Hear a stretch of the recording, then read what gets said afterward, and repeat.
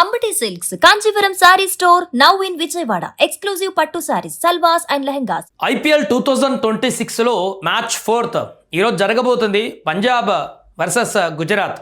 ఈ మ్యాచ్ చండీగఢ్లో మల్లాన్పూర్లో జరగబోతున్నటువంటి మ్యాచ్లో రెండు జట్ల యొక్క గత రికార్డ్స్ ఏ రకంగా ఉన్నాయి, ఈరోజు మ్యాచ్లో ఏ టీంకి గెలిచే అవకాశాలు ఎక్కువగా ఉన్నాయి, ప్లేయింగ్ 11లో ఎవరుండబోతున్నారు, బ్యాటింగ్ ఆర్డర్ కానీ బౌలింగ్ ఆర్డర్లో కానీ ఏ టీంకి ఎక్కువ బలం ఉంది, వీటికి సంబంధించినటువంటి పూర్తి వివరాలు ఒకసారి మనం చూసేటువంటి ప్రయత్నం చేద్దాం.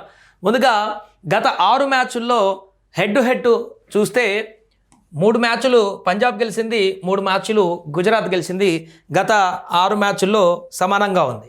ఇక 10 మ్యాచ్ల్లో ఈ రెండు తలపడ్డప్పుడు ఈ యొక్క కంపారిజన్ ఎలా ఉందన్నది చూద్దాం. 10 మ్యాచ్ల్లో 60% పంజాబ్ సూపర్ కింగ్ గెలిచినటువంటి రికార్డు వీళ్ళకు ఉంది. అంటే 6 మ్యాచ్లో 40% జీటీ గెలిచింది ఈ 2 మ్యాచ్లు ఆడినప్పుడు.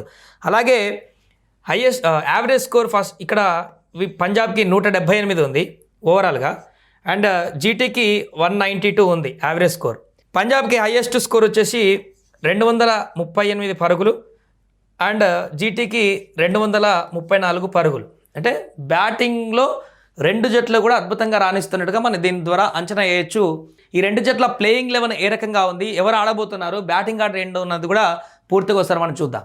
రైట్, ఇక ప్లేయింగ్ 11 విషయానికి వస్తే ఈ రెండు జట్ల మధ్య కెప్టెన్ శ్రేయస్ అయ్యర్, శుభమ్ గిల్ లాస్ట్ సీజన్లో ఫైనల్కి వెళ్ళి రన్నర్అప్గా నిలిచినటువంటి కాన్ఫిడెన్స్ తోటి శ్రేయస్ అయ్యర్ బరిలోకి దిగబోతున్నాడు.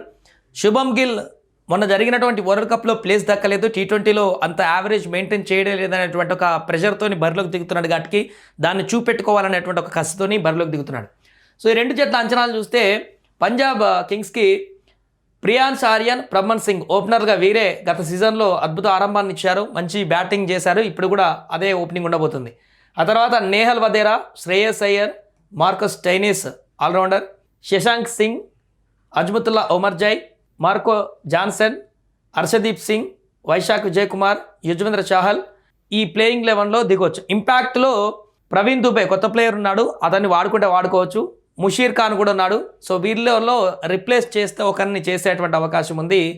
అది కూడా వడేరా ప్లేస్లో కానీ ప్రమోన్ సింగ్ కానీ ప్రియాన్స్ ఆర్యన్ ప్లేస్లలో ఒకరిని ఇంపాక్ట్ చేసేటువంటి అవకాశం ఉంది.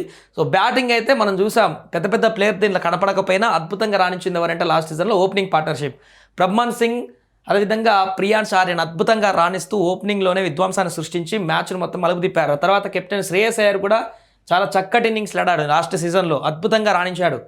అందుకనే స్టైనిస్ వరకు కూడా బ్యాటింగ్లో మంచి లైనప్ కనిపిస్తుంది. బౌలింగ్లో హర్షదీప్ సింగ్, జాన్సన్, యుజ్వేంద్ర చాహల్ ఉన్నాడు. వైశాఖ్ విజయ్ కుమార్ ఏం చేస్తాడు చూడాలి. ఒమర్జయ్ కూడా మంచి బౌలింగ్ చేసేటువంటి పరిణామం ఉంటుంది. ఇది పంజాబ్కి వచ్చేసరికి. ఇక గుజరాత్కి వచ్చేసరికి గుజరాత్లో సాయి సుదర్శన్, శుభోన్ గిల్ ఓపెనర్గా మళ్ళీ ఈ పేరు ఓపెనింగ్గా వచ్చేటువంటి అవకాశం ఉంటుంది. గత సీజన్లో కూడా అద్భుతంగా ఆరంభం చేశారు, వీళ్ళు చక్కటి బ్యాటింగ్ చేశారు. జోస్ బట్లర్ గత కొంతకాలంగా మొన్న వరల్డ్ కప్లో కూడా విఫలమైపోయాడు. మరి ఈసారి IPLలో ఏం చేస్తాడనేది చూడాలి. ఆ ప్రెషర్ కంటిన్యూ చేస్తాడా లేకుంటే ఫ్రీఫాల్గా బ్యాటింగ్ చేస్తాడనేది చూడాలి. Next Glenn Phillips. అయితే ఇక్కడ గ్లెన్ ఫిలిప్స్ ప్లేస్లో జేసన్ హోల్డర్ కూడా ఉన్నాడు. ఈ ఇద్దరు ప్లేస్లను ఎట్లా భర్తీ చేస్తారనేది చూడాలి లాస్ట్ వరకు, ఎందుకంటే కొంత టైట్ కనిపిస్తుంది. ఎలానో చెప్తా. సో గ్లెన్ ఫిలిప్స్, తర్వాత Rahul Tewatia, Washington Sundar, Rashid Khan, Rabada, Sai Krishna, Prasidh Krishna, Mohammed Siraj. So దీంట్లో బౌలింగ్ ఆర్డర్లో చూస్తే మొహమ్మద్ సిరాజ్, ప్రసిద్ కృష్ణ, సాయి కిషోర్, రబాడా, రషీద్ ఖాన్ వీళ్ళ 5 ఉండాల్సిందే కంపల్సరీ. ఒకవేళ సాయి కిషోర్ కానీ ఎవరిదైనా రిప్లేస్ చేసినా కూడా ఇక్కడ ఇంకొక బౌలర్ని తీసుకునేటువంటి అవకాశం ఉంటుంది. అయితే ఆల్రౌండర్గా వాషింగ్టన్ సుందర్ ఖచ్చితంగా ఉండేటువంటి అవకాశం ఉంటుంది. రాహుల్ తివాటియా కూడా ఆల్రౌండర్గా ఉండేటువంటి అవకాశం ఉంటుంది. కానీ జోసన్ హోల్డర్ కూడా తన ఆల్రౌండర్, బ్యాటింగ్ ఆల్రౌండర్, బౌలింగ్లో చేస్తాడు, బ్యాటింగ్లో అద్భుతంగా రాణిస్తాడు. ఇంపార్టెంట్ టైంలో బ్యాటింగ్లో కూడా మంచి ప్రదర్శన చేస్తాడు. కాబట్టి హోల్డర్ని ఖచ్చితంగా టీంలో పెట్టుకునేటువంటి అవకాశం ఉంది. హోల్డర్ని పెట్టుకుంటే రాహుల్ తివాటియాకి బౌలింగ్ అవసరం లేదనుకుంటే తివాటియా ప్లేస్లో ఇంపాక్ట్గా హోల్డర్ రావచ్చు, లేదా ఫిలిప్స్ ప్లేస్లోనే ఇంపాక్ట్గా హోల్డర్ రావచ్చు. ఇలా ఒక చేంజ్ అయితే ఇంపాక్ట్ ప్లేస్లో హోల్డర్ని తీసుకొచ్చేటువంటి అవకాశం ఉంటుంది.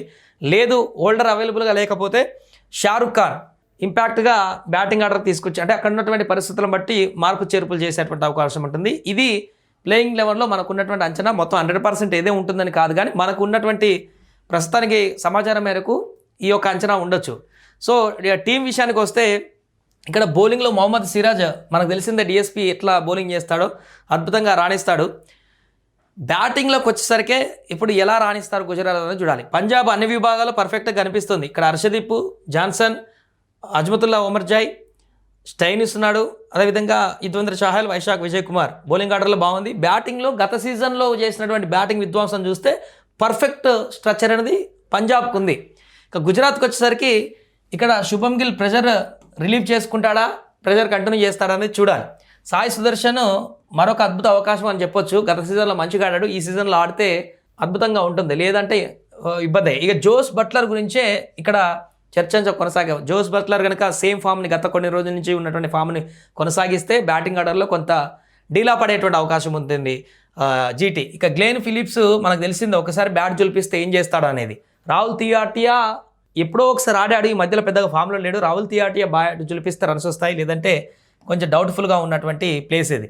వాషింగ్టన్ సుందర్ కూడా అంత పెద్దగా ఆశించినటువంటి పెద్ద హిట్స్ అయితే ఈ మధ్యలో కనిపించలేదు. ఇక్కడ బ్యాటింగ్ ఆర్డర్లో చూస్తే జీటీ కంటే కూడా పంజాబే కొంత స్ట్రాంగ్గా ఉన్నట్టు కనపడుతుంది. ఎందుకంటే శ్రేయస్ అయ్యర్ ఫామ్లో ఉన్నాడు, ఓపెనర్ వీళ్ళిద్దరు ఫామ్లో ఉన్నారు. నెహల్ వద్దేరా, స్టైనిస్ ఎట్లాగో రాణిస్తూనే ఉంటాడు. శశాంక్ సింగ్ కూడా లాస్ట్లో అద్భుతాలు సృష్టిస్తూనే ఉన్నాడు, చూశాను లాస్ట్ సీజన్లో. కాబట్టి బ్యాటింగ్లో కొంత పంజాబ్కే కొంత ఎక్కువ ఎడ్జ్ కనిపిస్తుంది. బౌలింగ్లో వచ్చేసరికి ఇక్కడ గుజరాత్కి రషీద్ ఖాన్ ఉన్నాడు, ఒక అస్త్రం, పెద్ద అస్త్రం. రబాడా ఉన్నాడు. వీరికి యుజ్వేంద్ర చాహల్ స్పిన్లో, అదేవిధంగా హర్షదీప్ సింగ్ యార్కర్లతో సునామీ సృష్టించేటువంటి హర్షదీప్ సింగ్, అజ్మతుల్లా ఒమర్జాయ్ కూడా అద్భుతంగా బౌలింగ్ చేస్తాడు. పరిషిత్ కృష్ణ అప్పుడప్పుడు రాణిస్తాడు, చాలాసార్లు రన్స్ ఇచ్చుకున్నటువంటి పరిస్థితి ఉంటుంది. మొహమ్మద్ సిరాజ్ మనకు తెలిసిందా మొహమ్మద్ సిరాజ్ గురించి. సో బౌలింగ్లో సమానంగా ఉన్నట్టు కనపడుతుంది రెండు టీంలు. ఆ బ్యాటింగ్ ఆర్డర్లో ఎట్లా డామినేట్ చేస్తారని చూడాలి. బ్యాటింగ్లో కొంత పంజాబ్కే ఎడ్జ్ ఉన్నట్టు కనిపిస్తుంది కాబట్టి. సో మొత్తం ఓవరాల్గా ఈరోజు జరిగేటువంటి మ్యాచ్లో కనుక చండీగఢ్లో ఉన్నటువంటి రికార్డులో కూడా చూసినట్లయితే 50-50 రేషియో ఉంది గెలిపోవటంలో. కొంత ఓవరాల్గా చూస్తే ఈవెంట్లో ఈ ఓవరాల్గా అయితే పంజాబే 60%తోని కొంత 10% మార్జిన్ ఎక్కువ విన్స్ ఉన్నాయి. కాబట్టి ఈ రెండింటి మధ్య జరిగేటువంటి మ్యాచ్ అయితే ఈరోజు ఖచ్చితంగా బిగ్ టఫ్ ఫైట్ ఉండేటువంటి అవకాశం కనిపిస్తుంది. అంత ఈజీగా అయితే కాదు. నిన్న థర్డ్ మ్యాచ్లో వన్ సైడెడ్గా మ్యాచ్ అయినట్టుగా అయితే అయ్యేటువంటి పరిస్థితే ఉండదు. చెన్నై రాజస్థాన్లో ఉన్నటువంటి మ్యాచ్లా కాదు, ఖచ్చితంగా టైట్ వచ్చేటువంటి మ్యాచ్ మనకు కనిపిస్తుంది.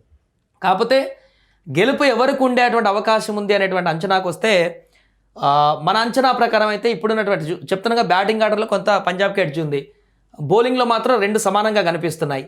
సో బ్యాటింగ్లో గుజరాత్ ఎట్లా రాణిస్తున్న దాన్ని బట్టి డిపెండ్ అయి ఉంటుంది. కాబట్టి ఇప్పటివరకు ఉన్నటువంటి ఎడ్జ్ ప్రకారం చూస్తే ఖచ్చితంగా పంజాబ్కే కొంత ఎడ్జ్ ఉన్నట్టుగా కనిపిస్తుంది. నా అంచనా ప్రకారం ఒక 65 ఎడ్జ్ పంజాబ్కే విన్నింగ్ శాతం ఉన్నట్టుగా కనపడుతుంది. ఈరోజు జరిగేటువంటి ఫోర్త్ మ్యాచ్లో పంజాబే 65% గెలిచేటువంటి అవకాశం కనిపిస్తుంది.